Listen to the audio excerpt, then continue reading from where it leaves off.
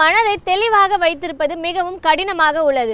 எனவே மனதை எவ்வாறு தெளிவாக வைத்திருக்கலாம் என்பதை பற்றி நமக்கு விளக்க வருகிறார் டாக்டர் நம்பி அவர்கள். நம் விடியலேவா நிகழ்ச்சி நிறைவு பகுதியாக வரவிருப்பது மனமே மனமே.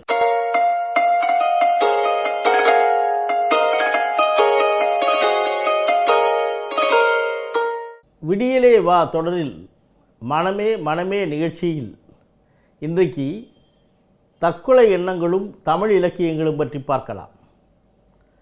தற்கொலை என்பது அன்றாடம் நம் வாழ்விலே நாம் கண்டுகொண்டிருக்கிற ஒரு விஷயமாகும். உலகம் முழுவதும் நடந்து கொண்டிருக்கிற ஒரு செயல். மனம் நொந்து போயிருக்கிற பொழுது, மனம் விரக்தியிலே இருக்கும் பொழுது, வேறு வழியே தெரியவில்லை என்பது மனிதன் தற்கொலை எண்ணத்தை கொண்டிருக்கிறான், தற்கொலையை நாடுகிறான். உலகம் முழுவதும் ஏறக்குறைய 10 லட்சம் பேர் ஆண்டுக்கு தற்கொலையினால் மடிகிறார்கள் என்பது விஞ்ஞானபூர்வமான உண்மை. ஏறக்குறைய 2 கோடி பேர் தற்கொலை முயற்சியிலே ஆண்டுதோறும் ஈடுபடுகிறார்கள். அதிலும் இந்தியாவை பொறுத்தவரை 5 நிமிடத்திற்கு ஒருவர் தற்கொலை செய்து கொண்டு இருக்கிறார்கள். இதைப்போல் 15 அல்லது 20 மடங்கு பேர் தற்கொலை முயற்சியிலே ஈடுபட்டு கொண்டிருக்கிறார்கள். தற்கொலை எண்ணம் அல்லது தற்கொலை முயற்சி என்பது ஒரு ஆரம்பகட்ட செயலாக இருந்தாலும் அது தற்கொலை என்கிற ஒரு இறுதி நிலைக்கு வந்து சேர்வது பல நேரங்களிலே அது மறுக்க முடியாத உண்மையாகிறது. தற்கொலை என்பது பல இடங்களிலே இந்தியா முழுக்க இருந்தாலும் இன்றைய புள்ளிவிவர கணக்குப்படி முன்பெல்லாம் ஏறக்குறைய ஒரு 10-15 ஆண்டுகள் இந்தியாவிலேயே கேரள மாநிலம்தான் தற்கொலையிலே முன்னிலை வகித்தது.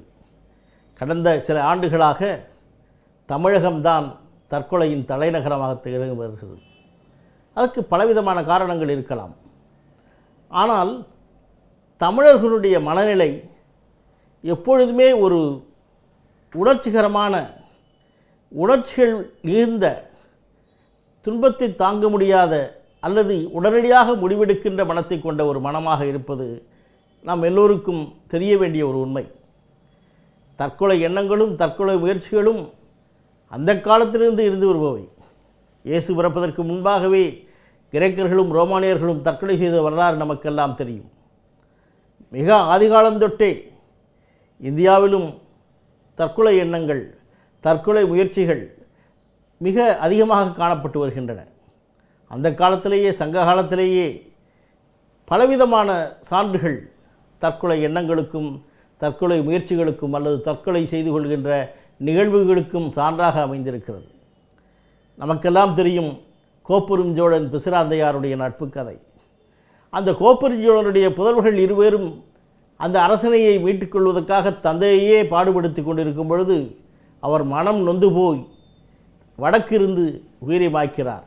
அந்த காலத்திலே வடக்கு பக்கம் நோக்கி உயிரை விடுவது என்பது ஒரு செயல், அது ஒரு தற்கொலை நிகழ்வு. இதை கேள்விப்பட்ட பிசிராந்தையார் என்கிற அவருடைய நண்பரும் அங்கே வந்து சேர்ந்து, அவர் புலவர், அவரும் வடக்கிருந்து உயிரை மாய்த்து கொண்டு இருவரும் இறந்து விடுகின்ற இலக்கிய சான்றுகள் நம்மிடம் இருக்கிறது. சேரமான் கணைக்கால் இரும்புரை என்கிற சேரமன்னன் கேரளமும் தமிழ்நாட்டின் மேற்கு மாநிலங்களையும் கொண்ட ஒரு பகுதி. அந்த பகுதியை ஆண்ட சேரமான் கணைக்கால் இரும்புரை ஒரு சோழ மன்னனால் தோற்கடிக்கப்பட்டு குடவாயில் கோட்டம் என்கிற தற்பொழுது கும்பகோணம் என்று அழைக்கப்படுகிற சிறையிலே வைக்கப்படுகிறான். அப்பொழுது அந்த சிறையிலே இருக்கும் பொழுது அவன் தாகம் எடுத்து தவிக்கிறான், தண்ணீர் கேட்கிறான். அதை கொடுப்பதற்கு அந்த காவலாளி தயங்கி மெதுவாக கொண்டு வந்து அலட்சியத்தோடு தண்ணீரை நீட்டுகிறான். மனமுடைந்து போகிறான் சேரன். தண்ணீர் கேட்டு தருவதற்கே இவ்வளவு என்னை அலட்சியப்படுத்துகிறார்களே, இப்படி மானங்கெட்ட வாழ்க்கை எனக்கு தேவையா என்று தண்ணீரையும் குடிக்காமல் உண்ணவும் இல்லாமல் சாகும் வரை உண்ணாமலே இருந்து செத்துப்போகிறான் அந்த சிறையிலேயே. அந்த சேரமான் கணைக்கால் இரும்புரை எப்படி வள்ளுவர் கூறினாரோ, மயிர் நீப்பின் வாழா கவரிமா நன்னார் உயிர் நீப்பர் மானம் வரின் என்று. அதாவது கவரிமான் என்கிற மானினத்தைச் சேர்ந்த ஒன்று தன்னுடைய உடலிலே முடிகள் கொட்டி விடுவதால் அதுவே தன்னுடைய அழகுக்கு அல்லது தன்னுடைய ஒரு வாழ்வுக்கு ஒரு கெடுதல் என்று நினைத்து உயிரை மாய்த்து கொள்ளுமா. அதை போல மானமிழந்த மனிதர்கள் தற்கொலை செய்து கொள்வது என்பது நம் தலைமுறையிலே, நம் தமிழர் பரம்பரையிலே இருந்து கொள்கின்ற ஒரு நிலை. ஆக இப்படிப்பட்ட நிலையிலே இதே போல புறநானூற்று பகுதியிலே பார்க்கும் போனால் ஒரு பூதப்பாண்டியன் என்கிற அரசரின் இறந்து விடுகிறான். அவனுடைய துணைவியார் அவன் கூடவே போய் தீக்குளித்து இறந்து விடுகிறாள். ஆக இந்த தீக்குளித்தல் அல்லது உடன்கட்டை ஏறுதல் அல்லது சதி என்பதும் ஒரு விதமான தற்கொலை செயலேயாகும். இது வட இந்தியா முழுவதும் மிக அதிகமாக காணப்பட்ட என்றாலும் தமிழகத்திலும் இது இருந்து வந்தது கண்கூடு. கணவன் இறந்த பிறகு மனைவியும் கூடவே இறந்து விடுதல், தீப்புகுதல் அல்லது உயிரை மாய்த்து கொள்ளுதல், இப்படிப்பட்ட நிலைகள் பல உண்டு. சிலப்பதிகாரத்திலே கூட கண்ணகி காப்பியத்திலே பாண்டியன் நெடுஞ்செழியனிடம் நீதி கேட்ட பிறகு தேரா மன்னா என்று சொல்லி நீதி கேட்டு அந்த நெடுஞ்செழியன் இறந்த பிறகு அந்த அதிர்ச்சியிலே அவன் துணைவியாரும் இறந்த பிறகு கோபமுற்ற கண்ணகி தன்னுடைய மார்பை திருகி எறிந்து மதுரையை எரித்துவிட்டு அந்த தேனிக்கு பக்கத்திலே இருக்கிற அந்த மேற்கு தொடர்ச்சி மலையிலே சென்று இருந்து தானும் தீப்புகுந்து இறந்தாரின் தீப்புகுதல் நன்று என்று தீக்குளித்து மாண்ட கதை இன்றைக்கும் நமக்கு தெரியும். அந்த இடத்திலே கண்ணகி கோயில் என்று இன்றைக்கும் வழிபாடு நடந்து கொண்டிருக்கிறது. ஆக தமிழ் இலக்கியங்களிலே தற்கொலை முயற்சி என்பது மிக அதிகமாக காணப்படுகின்ற ஒன்று.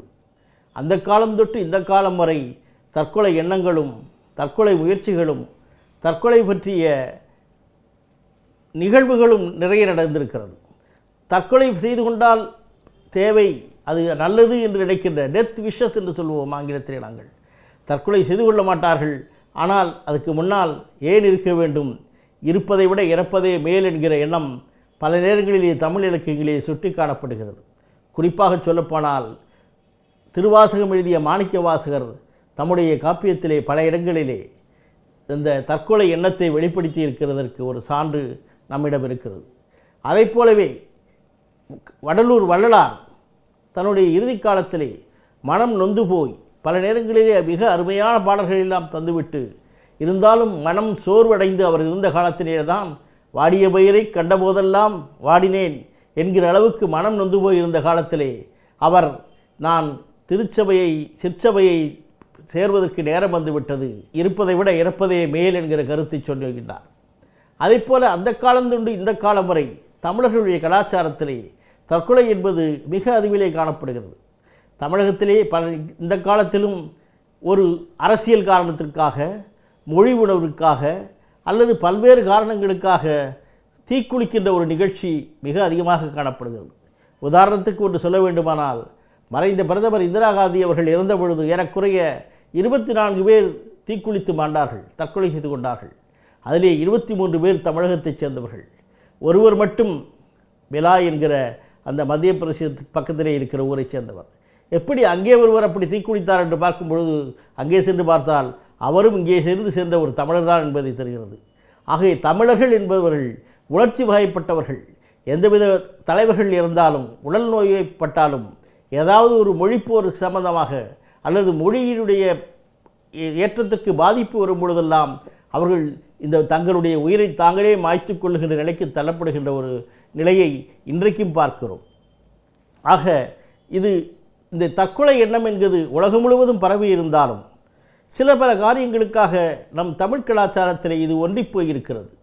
தமிழர்கள் அண்டை நாட்டிலே இருந்தால் கூட போர் நெறி ரகசியத்தை காக்கிறதற்காக கையோடு எப்பொழுதுமே தற்கொலை செய்து கொள்வதற்கு உண்டான ஒரு ரசாயன பொருளை கையிலே வைத்துக்கொண்டு யாராவது எதிரிகளிடம் மாட்டிக்கொண்டால் உடனடியாக அதை தாங்கள் சாப்பிட்டு உயிரை மாற்றிக்கொள்ளுகின்ற நிகழ்ச்சியும் அண்மையிலேயே நாம் கண்டறிந்த ஒன்று. மிக பெரும்பாலானோர், நூற்றுக்கணக்கான பேர், ஆயிரக்கணக்கான பேர் இப்படி இறந்திருக்கிறார்கள். ஆக தமிழர்கள் என்பவர்கள் பல நேரத்திலே நல்லவர்களாக வல்லவர்களாக இருந்தாலும் தன்மானம் மிக்கவர்களாக இருந்திருக்கிறார்கள்.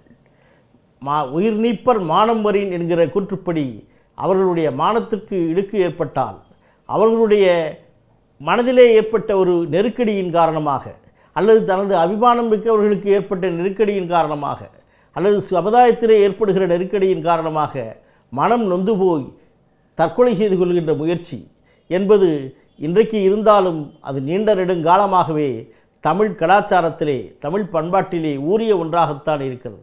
ஆக தற்கொலை எண்ணங்களையும் தற்கொலை முயற்சிகளையும் நிச்சயமாக ஆரம்ப காலத்திலேயே அடையாளம் கொண்டு நாம் அதை ஒழிக்க வேண்டியது நம்முடைய கடமையாக இருக்கிறது. இந்தியா முழுக்க இருந்தாலும் உலகம் முழுக்க இருந்தாலும் நம்முடையவர்கள் இன்னும் அதற்கு அதிகப்படியான ஒரு நிலையிலே இருக்கிறார்கள். நான் சொன்னது போல முன்னரே தமிழ்நாடு தான் இப்பொழுது தற்கொலைகளின் தலைநகரமாக இருக்கிறது. பல்வேறு காரணங்களுக்காக அப்படி இருக்கின்ற அந்த தற்கொலை எண்ணத்தை போக்குவதற்கு தகுந்த சைக்கலாஜிக்கல் கவுன்சிலிங் என்று சொல்லுவார்கள், மனதை ஆற்றுப்படுத்துகிற நிலை, நம்பிக்கையை அவர்கள் மனதிலே ஊற்றுகின்ற ஒரு நிலை, அவர்களுக்கு உலகம் இது அல்ல, வேறு ஒரு உலகம் இருக்கிறது, இன்னும் இருக்கிறது, யாருக்குத்தான் பிரச்சனை இல்லை, பிரச்சனை இருப்பவர்களெல்லாம் இதற்கு தீர்வு இதுதான் என்று கருதிவிட்டால் யாருமே இந்த உலகத்தில் மிஞ்ச முடியாது என்கிற கருத்தை சொல்லி அவர்களை வாழ வைக்கின்ற ஒரு நிலையை, அந்த கருத்தை உளவியலாளர்கள் மட்டுமல்ல மற்ற எல்லோரும், சமூக ஆர்வலர்களும் அரசியலாளர்களும் அரசும் செய்ய வேண்டியது கடமை என்று கருதுகிறேன்.